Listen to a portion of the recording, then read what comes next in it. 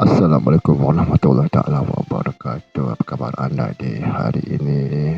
Semoga anda sehat adanya di samping keluarga anda dan orang yang anda sayangi ketika dan saat ini.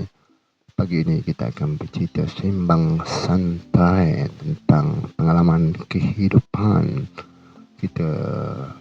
Kita akan hidup di dunia ini umur 50, 60, 70 dan berbagai lagi umur. Pastinya akan mempunyai pengalaman pahit dan manis yang kita akan alami semasa kita dewasa, kanak-kanak, dewasa, remaja dan juga warga emas seperti saya. Orang tua pernah berkata, jangan fikirkan yang sedap saja, kadang-kadang kena juga telan yang pahit. Sebab yang baik itu adalah ubat, sedangkan yang sedap itu adalah racun. Itulah dia pepatah orang tua-tua bertepatan dengan pengalaman kehidupan yang berwarna-warni seperti saya yang dilahirkan di kampung dari keluarga yang miskin, tiada harta dan juga tiada kemudahan seperti kereta, motor dan sebagainya. Sering lekehkan ataupun dipandang sepi oleh orang-orang dan juga kawan-kawan saya. Walaupun ada juga kawan-kawan yang masih sukakan saya walaupun saya tidak berkenderaan, berkereta dan bermotor.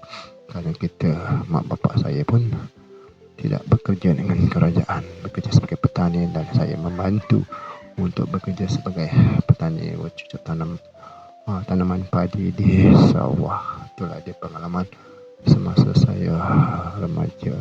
Bila dewasa,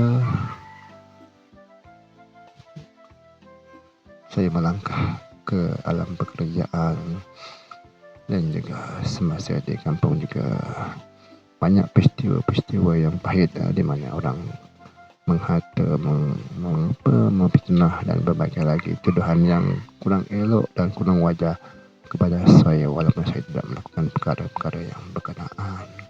Itu sebagai pengalaman kehidupan saya di kampung saya. Bila bekerja juga ada pengalaman. Jika kita tiada pangkat, orang pun memandang sepi kepada kita. Walaupun kita baik, jujur dan sebagainya, tapi orang akan lebih suka dan respect pada orang yang berpangkat. Itulah dia manusia. Warna-warni kehidupan dan juga hati manusia yang berwarna-warni. Juga dari segi wajah, walaupun kita tak cantik, baik dan sebagainya, orang tetap akan memandang yang handsome, lawa dan sebagainya. Kerana itulah naluri manusia, suka yang cantik dan menarik. Pengalaman hidup saya selama ini banyak berwarna-warni.